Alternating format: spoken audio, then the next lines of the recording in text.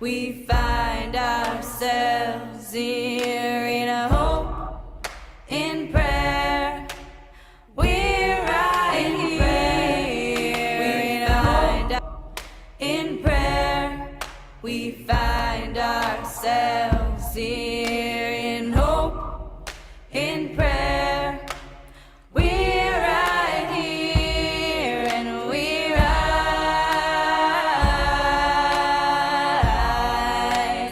All of the children rise.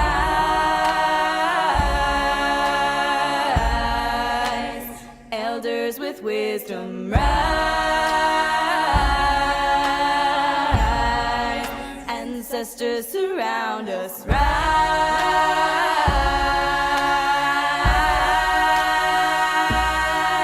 In hope, in prayer, we find ourselves here. In hope, in prayer, we're right here. In hope, in prayer, we find ourselves here. In hope, in prayer, we're right here and we rise.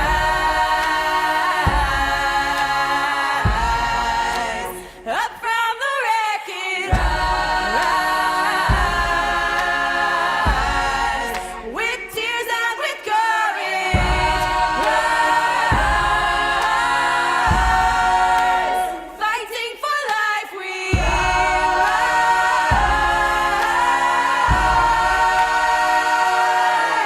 In hope, in prayer, we find ourselves here. In hope, in prayer, we're right here. In hope, in prayer, we find ourselves here. In hope, in prayer, we're right here and we rise. Humbly hearted, rise. Won't be divided, rise. With spirit to guide us, rise.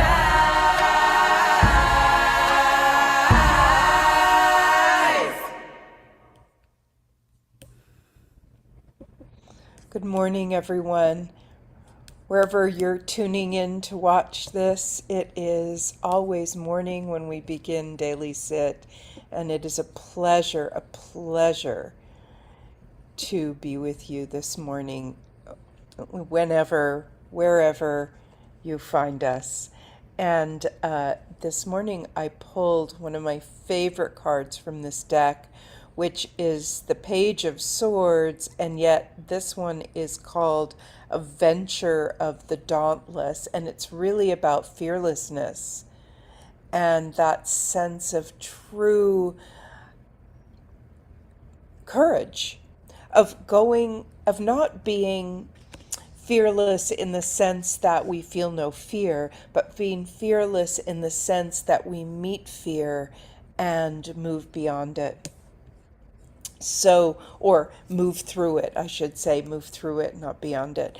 And I have done this work for many years on something called the Fear Project, which is partially why I love this card. It's a Roma woman with a sword in one hand and a tarot deck in the other. So she's got her sword for cutting through anything that's not true, and for, power and strength and protection. And she's got her cards to remember her connection to divine source. So I love this image, and I love, celebrating this Roma warrior wanderer who is standing in front of her caravan proudly. And this was an image of someone on the Silk Road. So given that we pulled this card, and given that I have spent so many years of my life creatively exploring fear as something that goes beneath and beyond anger, under anger, very often under hate, under war, under all these things. We're motivated by a sense of fear, and by facing fear, we're actually moving through it. So, one acronym for fear is face everything and recover. And so, I spent years going into communities and gathering participants, artists, actors, and then I'd send everyone out and we would interview people and we would choose a demographic that was diverse in age, economic reality, race, ethnicity, religion, politics. We got as many diverse participants as possible and interviewed them with 13 questions, and the 13 questions were always the same.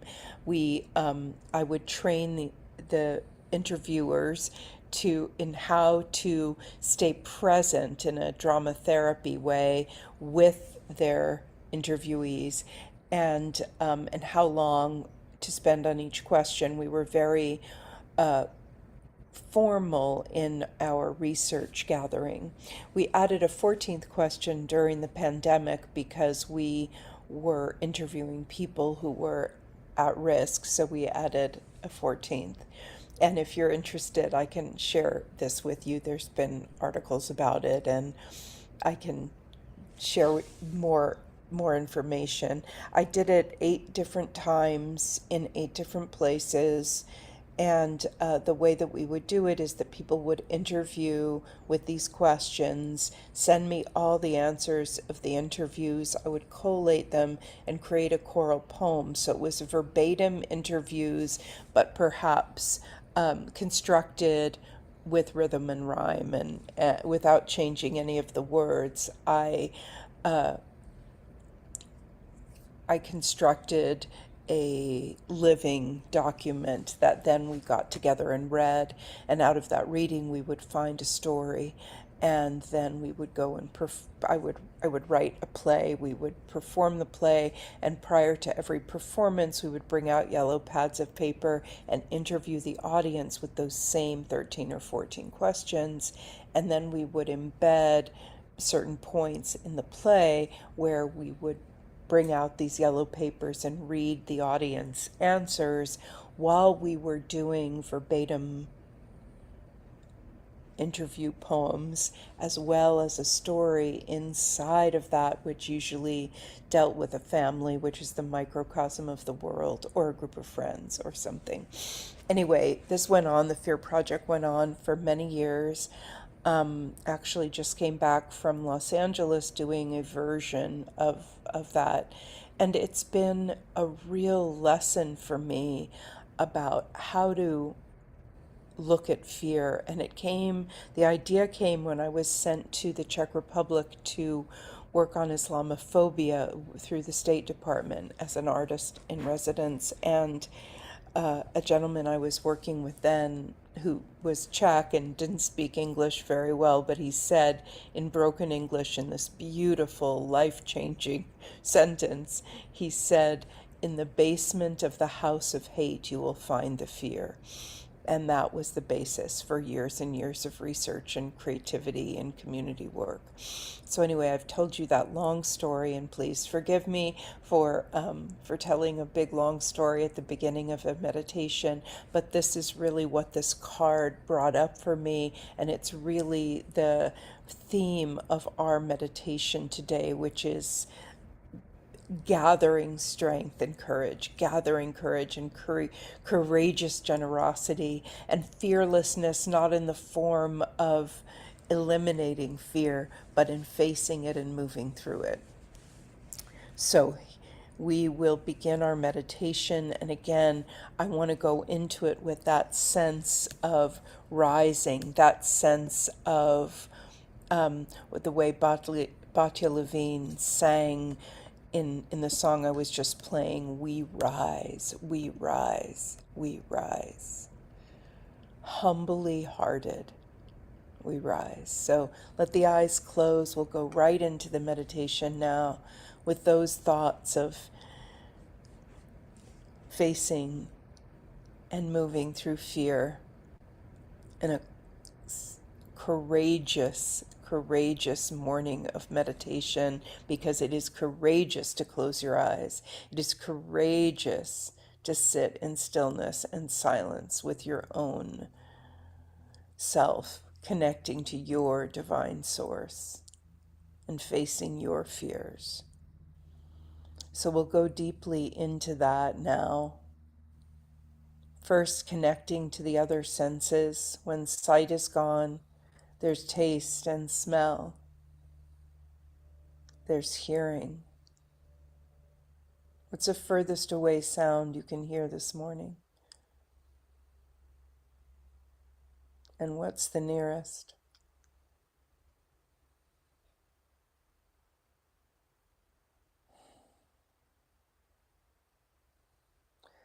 And diving into that sense of touch, how is the body this morning? Scanning from toe to crown, asking every single part of your body, how do you feel? And letting it answer.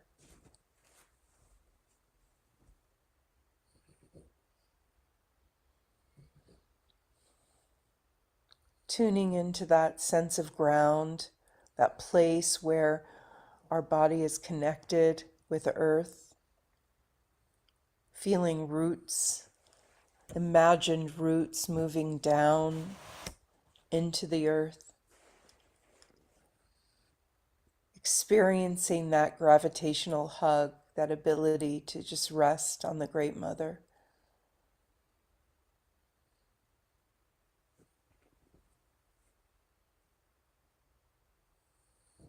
And feeling the spine rooted down at the tailbone, rising up, low back, mid back, upper back, neck. Shoulders are released away from the ears and away from each other. Fingers are released, and either palm up or palm down, the hands are resting and released. The front body rests back against the back body, belly button to low back. Ribs melt into the mid back. Heart rests between the shoulders, and chin rests back towards the long, long neck that rises. From base of spine rooted to earth to base of skull extended towards heaven, we are a strong, courageous vessel for breath. And we turn our attention to breath now, breathing through an open face, eyes released, jaw released, breathing into an open heart, breathing down into a released and open belly, filling the torso with breath and feeling it release. Feeling that small pause between breaths before the breath easily, naturally replaces itself, filling up, releasing birth and death, courage in the air moving through us.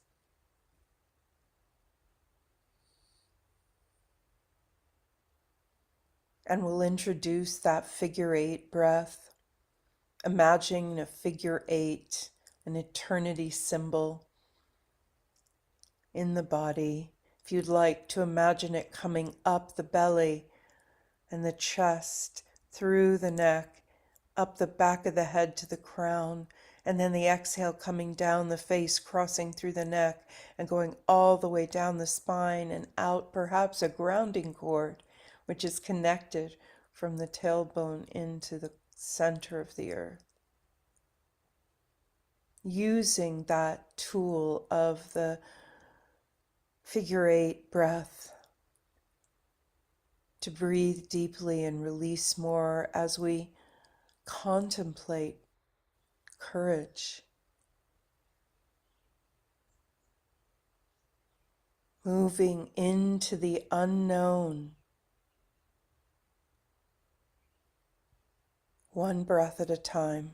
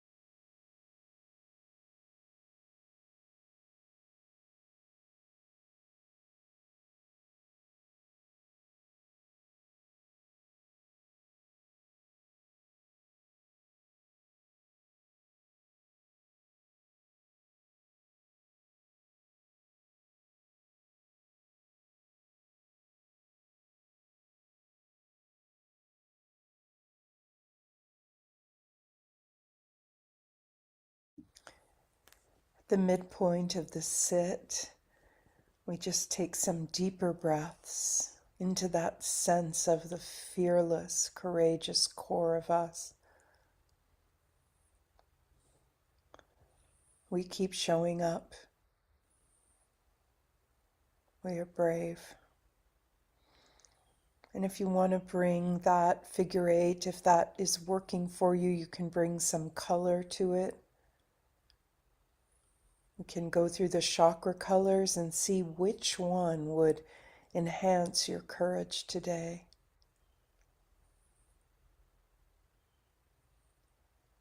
Red at the root for grounded and rootedness and a kind of tribal connection. Orange at the belly for creativity and sexuality. Yellow or gold at the solar plexus for courage and bravery and strength. Green at the heart for radical self-love. Blue at the throat for voicing your ideas and opinions. Purple at the third eye to have a sense of faith in intuition. And silvery white at the crown to connect to spirit and to the heavens. Any one of these colors enhances courage if we run it through that beautiful figure eight image, or any way we want to run it through the body, imagining color with breath. Color and breath on the inhale, and color and breath on the exhale. Color and breath paused. Color and breath flowing.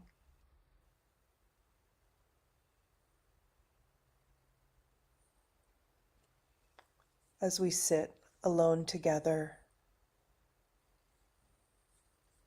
connecting with Divine Source, grounded in our bodies, facing and letting go of fear with each courageous breath.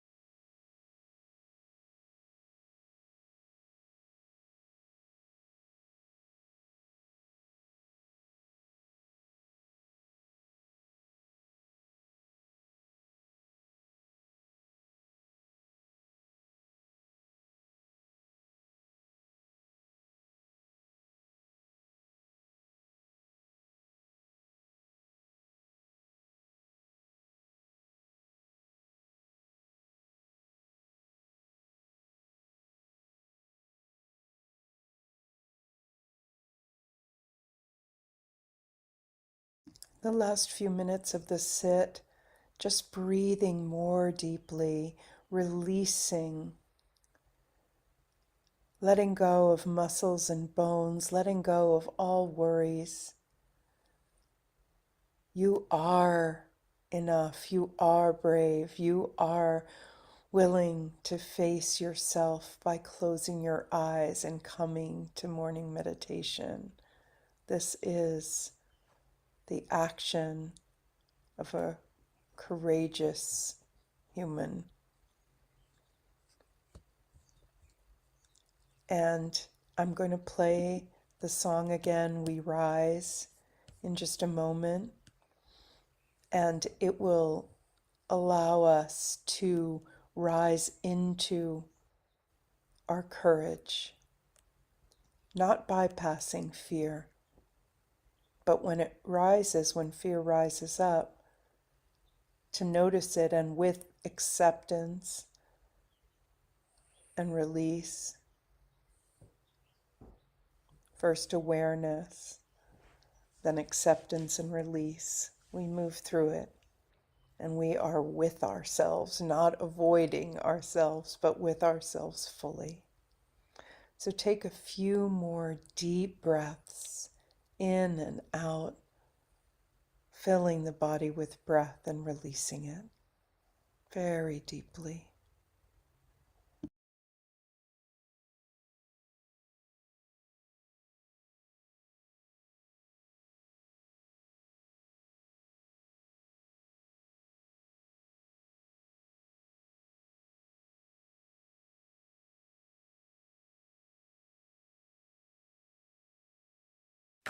Putting money aside and building wealth that earns you freedom are two completely different things. And no.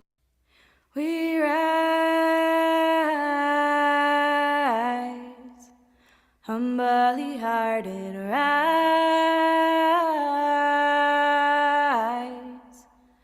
won't be divided, rise,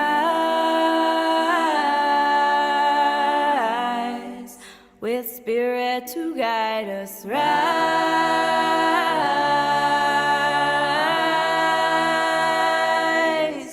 in hope, in prayer, we find ourselves here, in a hope, in prayer, we're right here, in a hope, in prayer, we find ourselves here.